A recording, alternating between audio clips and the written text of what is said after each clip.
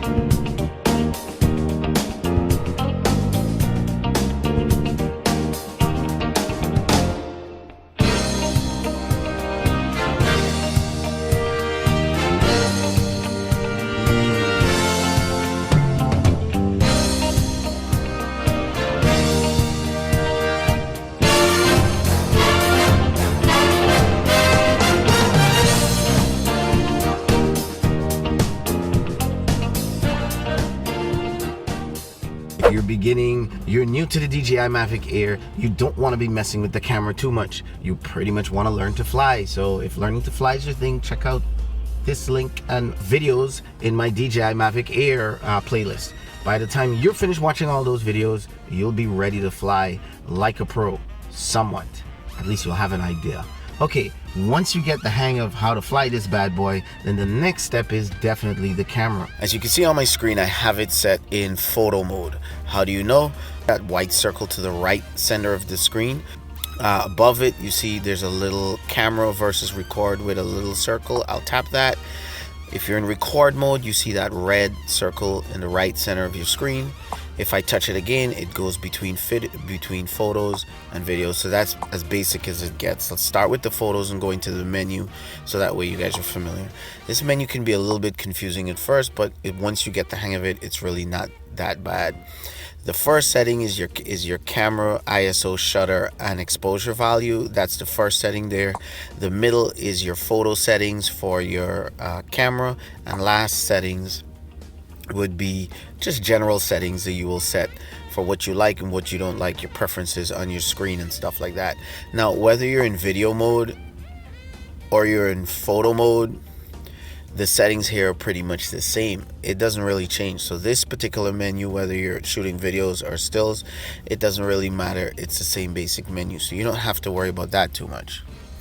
The other two, let's start with this little looks like a aperture over here. Starts with ISO. Now ISO basically means it's bumping up the sensor so you can brighten up the image. Of course, it's an electronic bump up. It's not really natural light coming into the sensor, so things can get really grainy really fast. So what you want to do for starting out first is keep it on auto. If you slide to the right here, everything jumps over to manual. So you have no control over your ISO. They won't allow you to touch that. Your shutter, they would not allow you to touch that. The only thing that you're allowed to touch in auto, which is kind of makes things very simple, is the EV at the bottom, where there's a plus and the minus. Now, right now it's set at 0. There's a big 0 in there. If I hit plus, whoa, see those little grains, those little zebra stripes coming up right there? That means I am brightening things up. And how is it doing that? Let's lower it. It's doing that by adjusting the shutter speed. Now, basically the shutter determines how long you will expose your sensor to light, and that will determine how crisp and sharp your image will look. So if you raise your shutter speed, it will take a very fast shot. So if you're moving, it will probably freeze you in that motion. If you turn down your shutter speed, you're going to get blur, particular moving objects. Anyway, I'm going to lower this exposure value. These zebra stripes, ideally I want them almost completely gone. If your zebra stripes are coming up when you hit that plus, it means you're brightening up the image too much. So if you put it in auto, all you have control over is your exposure value. You hit the plus and minus, so generally you want to set it at 0. So next we're going to jump to, and it is a cloudy day, we're going to jump to the camera. That's in the middle. See the blue bars under the camera? That basically tells you what type of photo you want to take. You want to take a single shot, you want an HDR shot, you want burst mode, AEB, interval, or pano. Single shot, you can start out by taking those. There's nothing wrong with that. HDR, high dynamic range shots, are a lot better. May take a little longer to process in HDR if you take an HDR shot. See that? Versus your typical single shot, much faster. But the HDR is supposed to have better dynamic range. It's labeled in here, so when you go to this little play button at the top, at the bottom right of your screen, see the bottom right of the screen here, there's a little play button. Click on that. You'll see all. If you have it set to all, you'll see all your photos and videos. If you just want to see videos alone, you just want to see photos alone, or you can label whatever photos and videos you like as your favorite, and then they'll pop up in the favorite section over here. You also have burst mode. Burst mode is pretty cool. You could take up to 3 shots, 5 shots, or 7 shots at one time almost, so that way you have a whole bunch of shots. You can go through it to see which one you like the most. This is my favorite mode to take photos in. Actually, it's AEB.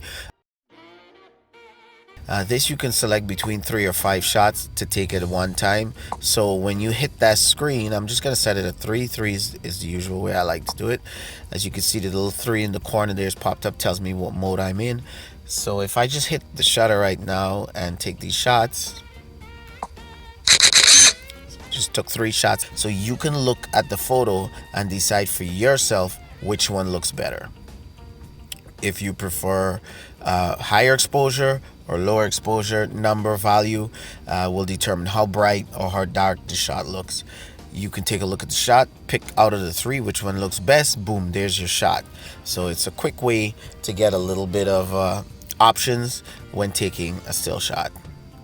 Interval is good for time lapse and stuff like that. If you want to do photos every 2 seconds, 3 seconds, stitch them all together and get a little time lapse shot, or whatever you're looking to do, time lapse video.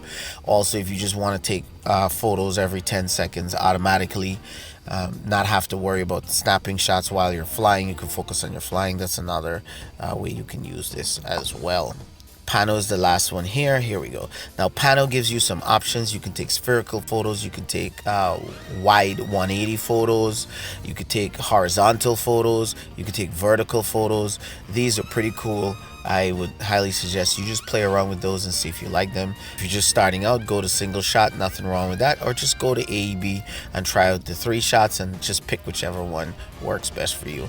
Next comes image ratio.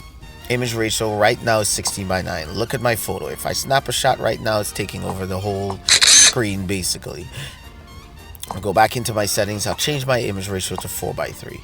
Once I change my image ratio to 4:3, I go and snap at a shot, and you don't even have to look at the photo to see that. You can look at my screen and see that the photo does not take over the entire screen. This is better for Instagram, Facebook. If you're going to post your photos there, I would highly recommend you use the 4:3. The 16:9, I would only use the 16:9 if I'm doing like a wallpaper for my computer or something like that. Then I'll use the 16:9 because it's very wide and it'll fit my computer screen pretty well. Although the 16:9, I must caution you, does not have better quality than the 4:3. 16:9 is still good aspect ratio, just not as detailed as the 4:3. So try both out, see which one you like. Image format is next. You can shoot in JPEG, you can shoot in RAW, and you can shoot in JPEG plus RAW. So if you go in RAW, the colors that you see on the screen right now are not gonna pop. It's gonna shoot a very dull photo. The reason people shoot in RAW, and most professionals shoot in RAW, is because they want to edit their photos in a program and add the colors in a program and let it pop and do a lot of color correction, stuff like that, or adding their color mostly in a program like Photoshop or Lightroom, which also is available on your smartphone for free. Your Android smartphone should be the same for iOS. Check it out, Lightroom. So if you're a professional photographer, definitely you're gonna go with RAW.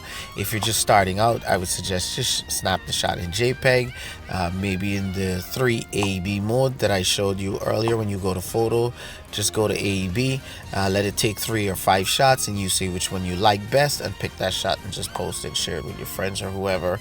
But if you're more along the professional lines, you're definitely going to want to shoot in RAW. If you're not sure what you want to do, but you think you have skills but you're not sure, maybe then you can go with JPEG plus RAW. So you can have the JPEG photos, which you can share instantly because it has all the color, everything in it. And then the RAW photos, you can edit that in your spare time and then share it on a more professional basis. Next comes white balance. You have auto white balance, cloudy, sunny, incandescent, neon, and custom. Right now it's cloudy, so I'm just going to switch to cloudy, and it instantly brightens up, gives a little more color, a little more pop to it, and a little more saturation, because it's a cloudy day and things tend not to have a lot of color and they look a little undersaturated. So that's pretty cool that your white balance you're able to do that. If it's a sunny day, you can set it to sunny, incandescent, that gives it a really blue effect, neon, not much different. And then there's custom. When you go to custom, there's a slider bar there. You could slide the bar all the way to the right, slide it to the left, adjust it as you need. All the way to the left gives a blue effect, all the way to the right gives a yellow effect. You could play with that, set it at custom. If you're not into playing around or messing with these settings, just go to auto. It's fine. If it's a cloudy day, just hit cloudy. If it's a sunny day, just hit sunny. The other two, I don't really use those, but for right now I'll just leave it on cloudy because it's a cloudy day. After white balance comes style. So you have the standard style, you have landscape. So if you're shooting a lot of trees and waterfalls and beautiful landscape footage, you definitely want to set it on landscape. Soft gives it the image, just softens up the image a little bit from standard. Can you tell the difference there? If you can't tell the difference, well, don't really worry about it. With custom now, you have adjustments. You click on one of these 3 boxes. The first one is the sharpness. So if you press the plus while you're on the first box, that's sharpening up the image. You press the minus, it stops sharpening up or reduces. And you can actually go into negative if you want to blur it out a little bit, take away some of that sharpness. Okay, next box, that is your contrast. You can play with the contrast a little bit. Most of these, they only go up to 3, so you can't do much on the contrast. I'll turn it back down. And last but not least is my saturation. I like to shoot in custom sometimes because I just want to adjust my saturation, especially a day like today. I just want to saturate things a little bit. See what I'm saying? So I'll bump up my saturation and leave it just like that. Now my image is a little saturated. That's just me. If you don't want to mess with these settings, then that's fine. Just keep it on standard. So that's basically it for the photo settings. Last but not least, we have the wheel on this side over here, on this end over here, and the first thing is you could turn your histogram on and off. Look at my screen right now where it says distance 47 feet away and height 0 feet. Right between there's like a little graph or a chart. That's the histogram. I can turn it off when where the settings are for histogram and turn it on. I leave mine on because the histograms tell me whether my image is overexposed, and more particularly whether my whites are blown out or I'm heading too much on the dark side. See, the peak is coming close to the wall on the right on the chart. If it's coming close to that wall on the right, then you know you're overblown, your whites are too bright. Meanwhile, if I turn my exposure all the way down, now you can see that I'm hitting the wall on the left, and that just means that the image is just way too dark. There's just too much black in the image. Even though there's details, the photo is really gonna look dark. There's not much that I can do with it. For exposure warnings, if I turn that off, then the lines disappear on my screen. So now I have to pay attention to what's going on my screen, all the details on my screen, which can be really challenging if you're flying, or you're focused on where you're flying or what shot you want while you're in the air. It's hard to actually pay attention to the details that's going on my screen right now, which is overexposed. But when these warnings come back on, boom, there it is. I already know that I need to turn my exposure values down a little bit. That's fair enough for me. The grid, these are great for taking photos. Most people use grid lines when they're taking photos because there's the 1/3 rule generally in photography. If you don't know what I'm talking about, you're new to taking photos, then you don't really need this grid line. Actually, I don't really use it because I like to see every single thing that's going on while I'm flying, and I kind of have the grids in my head while I'm lining up. So it's up to you whether you want them on or off, preference. Smart LED settings, I definitely recommend turning the first lever on, right? When shooting or recording, turn it on, and then you have control. Do you want the rear to auto turn on and off automatically? Do you want the front LEDs to turn on and off automatically? It's all up to you. I usually leave my rears off. I don't want it to automatically turn off because I like to see my rear lights, especially when I'm flying in low light in the evening or in the night. But the LEDs for the front, I definitely leave it to turn on and off automatically, because when you're taking photos and it's a low light, the redness from the LED on the front of the drone can damage your shot, which often happens, especially when I've been flying other drones. But when I turn this option on, I know I don't ever have to worry about that. I just go snap the shot, and if it's a low light, the drone knows it. It's going to turn the LEDs off and it won't affect my photo. Anti-flicker is your refresh rate. I usually don't mess with this because I've never had any problems where I see my screen flicker, unless I'm really far away, and that's not really flickering, that's usually losing or signal breaking up. So I've never had to mess with these, but if I ever do, I will probably jump to 60 Hz, so that way it refreshes a lot faster, and that'll probably be better for me. But for now, I just leave it off because I don't need it. File index mode, not sure what that is. Has reset and continuous. I've never touched that. If you do know, leave a comment in the comment section, let us know. Save on stitch panel photos. When you take those spherical shots, the drone will take a whole bunch of photos, stitch it together. When you hit this play button at the bottom here, you'll be able to see it at the bottom here on your phone.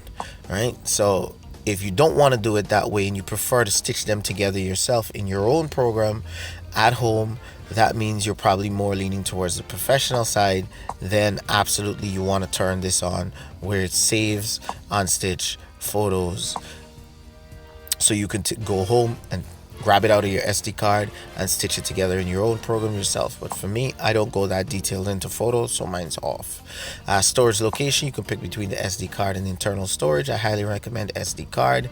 Internal storage very small, but it's cool that it gives us the options to pick. Reset camera settings, in case you mess around, probably you went here and you jumped to manual mode, and then all of a sudden you were playing with all the values and everything got messed up, and now you don't know what you're doing or where you are. You can always flip to auto, but if you're not sure, just come back right back here and reset camera settings and everything goes back to default. Last but not least, you can format your SD card. You can also do that while the drone is flying, which is pretty cool. And you can also format your internal storage. So that's pretty much it for settings. Now, when it comes to videos, let's talk a little bit about videos. You can start off taking videos if you're more into videos like me, because I have my own YouTube channel. If you have your own YouTube channel, you're starting your own YouTube channel, definitely videos might be the way to go for you. You can do the same. Leave it in auto mode. You have no control over your ISO, no control over your shutter speed, but you can hit the plus and minus at the bottom and control your exposure. And of course, you turn up your exposure value. The same thing happens. The zebra lines start popping up. You just bring it down and set it to 0. Well, guys, I don't know if you watched my video with the freewheel filters. This is where filters really come in for me, because I like to shoot my videos in manual. I'll talk about manual mode for photos and videos last. Let's just go through the basics first. But for me, I like to shoot in manual. And just to give you a general rule of thumb, when it comes to filming videos, you want, let's go into the settings over here. Let's set our video size 4K, usually 24 frames a second. That will give you that Hollywood style look.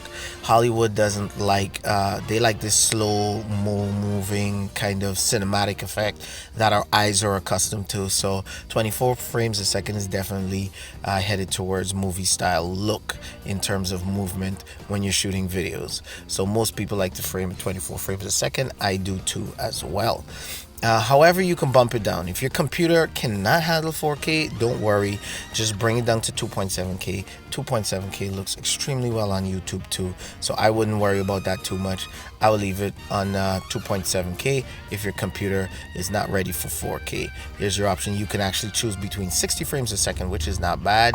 This is good for shooting a little bit of slow motion.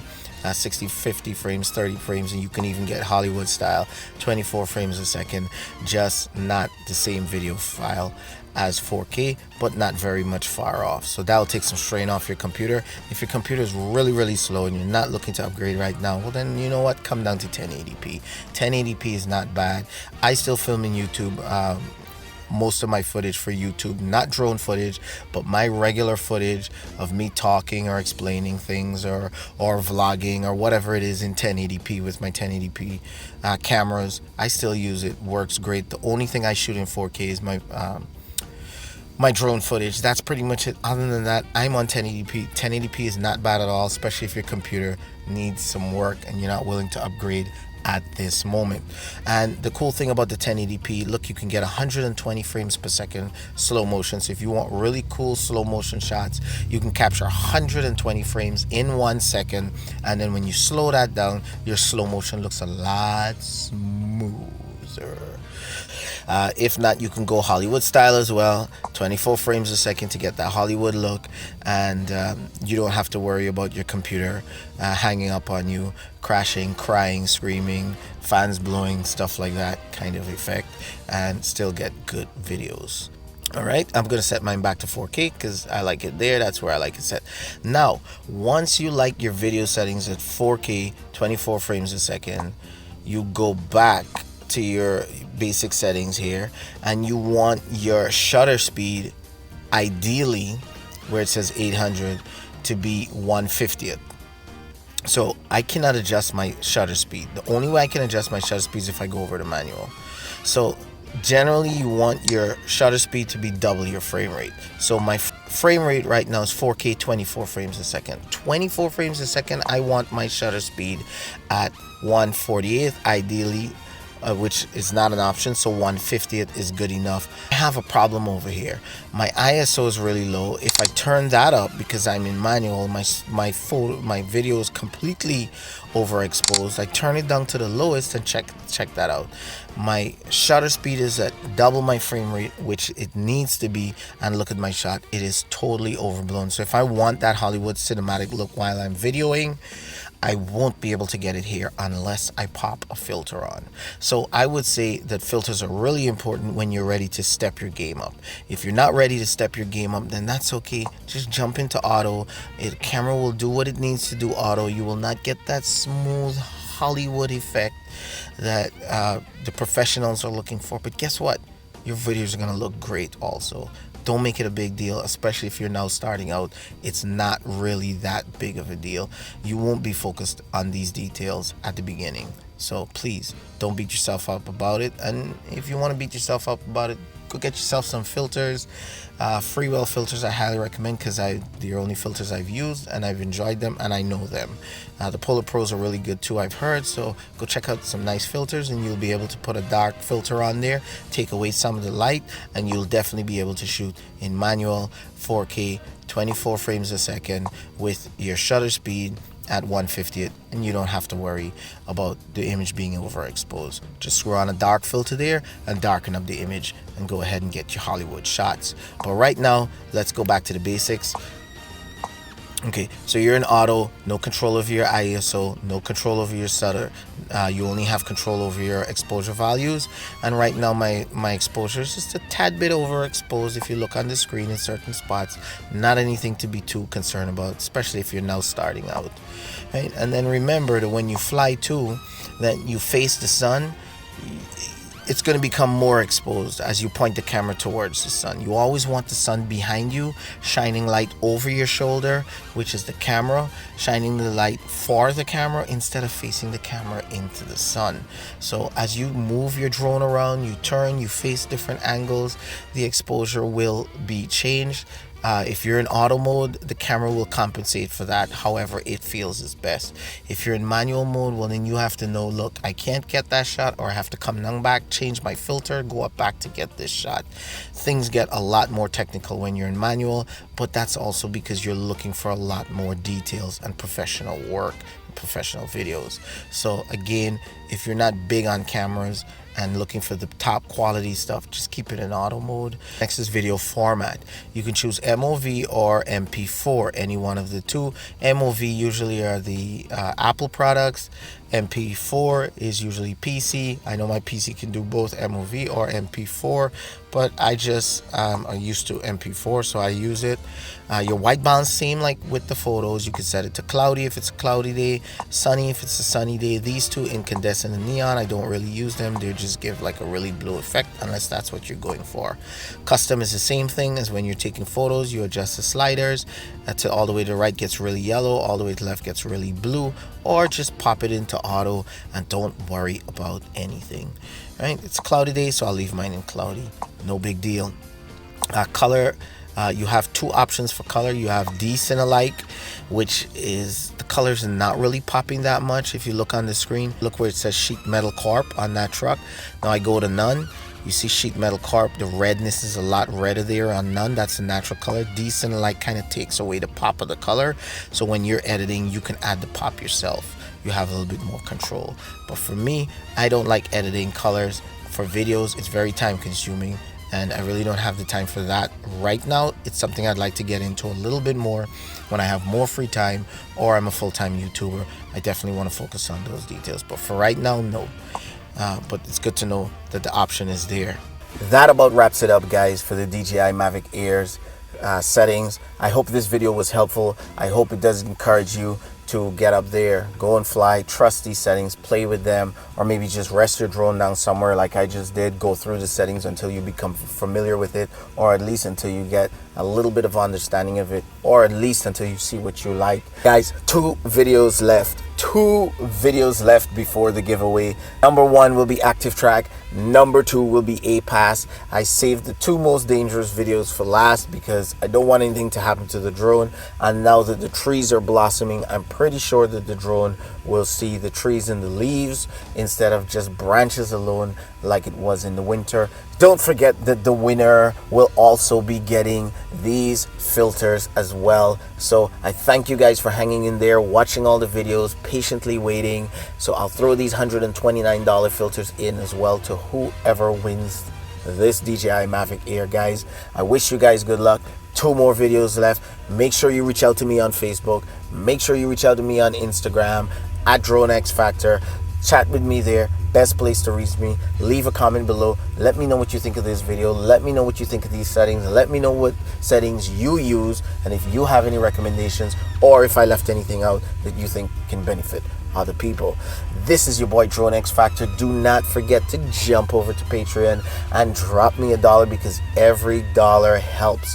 When this drone is gone and the Evo may be coming out very soon, I'd like to give that one away too, but I do need your help and your support to make the next giveaway happen. So head over to Patreon, show some love, show some support, and donate me $1 so we can reach our goals and give away more stuff on this channel.